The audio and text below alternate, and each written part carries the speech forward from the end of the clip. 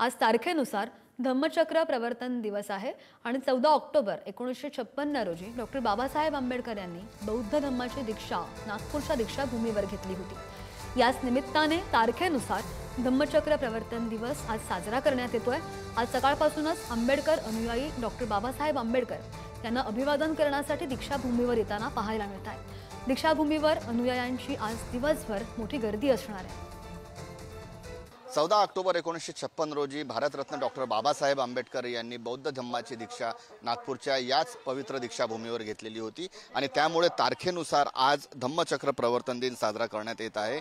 तसा हा धम्मचक्र प्रवर्तन दिनाचा मोठा जो सोहळा असतो किंवा देशभरातून आणि विदेशातूनही जे अनुयायी येतात ते दसऱ्याला येतात, मात्र आजच्या दिवशीही तारखेनुसार धम्मचक्र प्रवर्तन दिन साजरा करण्यासाठी आणि डॉक्टर बाबासाहेब आंबेडकरांना अभिवादन करण्यासाठी मोठ्या प्रमाणात आपल्याला इथे बौद्ध अनुयायी आणि आंबेडकरी अनुयायी येत असल्याचं दिसून येत आहे। सकाळपासून जे आहे ते वेगवेगळ्या कार्यक्रमांचं देखील आयोजन करण्यात आलेले, बाबासाहेबांना अभिवादन करण्यासाठी आलेले काही बौद्ध अनुयायी आहेत। काय सांगाल, तुम्ही इथे आलेले आहात, आज काय भावना आहे? 14 ऑक्टोबर आहे, मोठा दिवस आहे।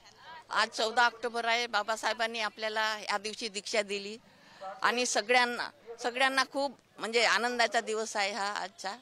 आणि आपल्याला जुन्या रिडीतून बाबासाहेबांनी बाहेर काढलं। त्यांचे उपकार आपण फेडू शकत नाही, पण थोडं ना का होईना त्यांना इथे येऊन त्यांच्या चरणी डोकं ठेवलं तेवढंच आपल्याला समाधान वाटते। आपण तर ते दिवस पालटून आणू शकत नाही। 14 ऑक्टोबर 1956 मध्ये जे डॉक्टर बाबासाहेब आंबेडकरने इथे 22 रूल्स दिलते, म्हणजे जे प्रतिज्ञा घेतली होती, ते आमच्या युवा पिढीसाठी एक म्हणजे एक काय इन्स्पिरेशन सारखं आहे। जे त्यांना लिहिला होता, मैं कभी नशा नहीं करूँगा, मैं कभी झूठ नहीं बोलूँगा, कभी चोरी नहीं करूँगा, वो हमारे लिए एक इंस्पिरेशन है। वो ही हम एक मतलब एक ऐसा मोटिवेशन की तरह हम उनके राह पर चल रहे हैं। कॅमेरामॅन मंगेश हस्तकसह जितेंद्र शिंगाडे, पुढारी न्यूज, नागपूर।